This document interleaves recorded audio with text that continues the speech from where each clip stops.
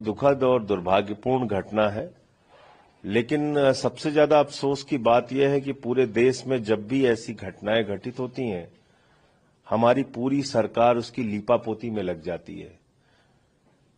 इस पूरे मामले में आप देखिए, रेल मंत्री जी घटना के बाद भी कुछ मानने के लिए तैयार नहीं थे। वो बराबर सफाई दे रहे थे, ऐसे जैसे कुछ हुआ नहीं। एलजी साहब ने अपना ट्वीट करके 29 मिनट के बाद ट्वीट एडिट कर दिया, ऐसे जैसे कि कुछ हुआ नहीं। तो लोगों की जान की कोई कीमत नहीं है क्या? महाकुंभ में भगदड़ में लोग मर जाएं, फिर कहा जाएगा उनको मोक्ष की प्राप्ति हो गई। 17 घंटे तक उत्तर प्रदेश की सरकार स्वीकार नहीं करेगी कि कुछ हुआ है। दिल्ली में, देश की राजधानी में प्लेटफॉर्म पे भगदड़ से लोग मर जाएं, रेल मंत्री कहेंगे कुछ नहीं हुआ। हजारों की संख्या में वहां भीड़ दिख रही है, उसको नियंत्रित करने के लिए कोई रेलवे का प्रशासन नहीं है, और पूरे मामले पे लीपापोती शुरू। ये बहुत दुर्भाग्यपूर्ण है। ऐसा लगता है कि इस देश के लोगों के नियति में मरना लिखा हुआ है।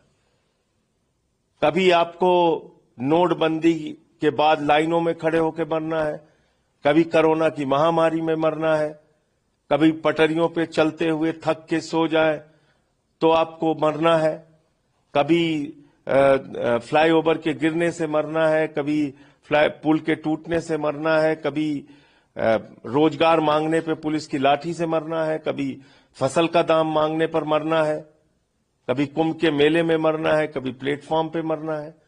तो मरना इस देश के लोगों की नियति हो गई है, और ऐसा लगता है सरकार को कोई फर्क नहीं पड़ता। नॉर्दर्न रेलवे के सीपीआरओ का बयान आप देखिए, 2014 के बाद कोई भी घटना इस देश में होती है, ऐसा लगता है कुछ नहीं हुआ, लोग ही जिम्मेदार हैं इसके लिए, क्योंकि लोगों ने तो भगवान को चुन लिया है और भगवान की आलोचना होती नहीं।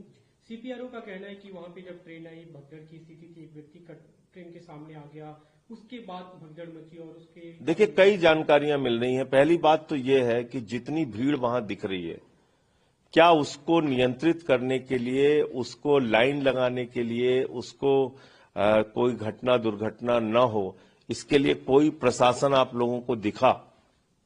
कोई कहीं दिख रहा है आपको जो भीड़ की तस्वीरें आ रही? नहीं दिख रहा है। इसका मतलब रेलवे कहीं ना कहीं तैयार था इस बात के लिए कि जो होता है हो जाए, कोई फर्क नहीं पड़ता। 2 सदस्यीय जांच समिति बनाएगी, आपको उम्मीद है कि उसका कोई परिणाम आ जाएगी 10-20 साल में उसकी रिपोर्ट, कोई फर्क नहीं पड़ता। जांच की ये रेल मंत्री जी की जवाबदेही तो कुछ तय होनी नहीं है, तो जांच की रिपोर्ट आ जाएगी। अमेरिका से जो लोग डिपोर्ट होकर भारत आ रहे हैं, अमृतसर में उनकी फ्लाइट्स आ रही है, उसे लेकर कल भगवान क्यों नहीं कर रहे हैं जो ट्रेवल एजेंट्स चल रहे हैं पंजाब में? देखो, ऐसा है, हमारी सरकार कब से है? 3 साल से। और ये जो लोग वहां पे गए हुए हैं, ये कब के गए हुए हैं? कब से हैं वहां पे? लंबे समय से हैं। इसलिए फालतू का बेबुनियाद ब्लेम गेम करने के बजाय भारत के लोगों का अपमान हो रहा है, 144 करोड़ भारतीयों का अपमान हो रहा है।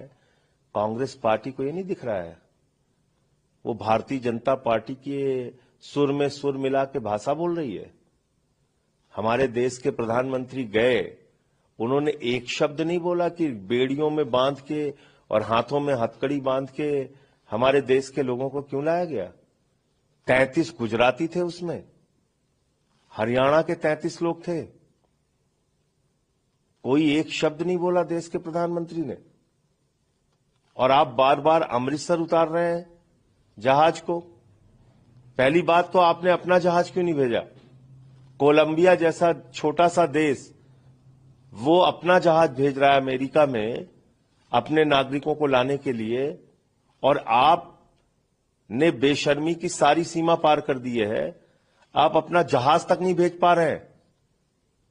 हजारों लाखों करोड़ रुपए अपने पूंजीपति दोस्तों पे लुटाते हैं।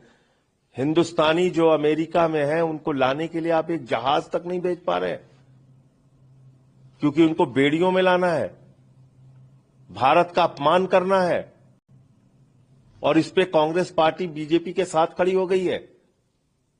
ये बहुत शर्मनाक है।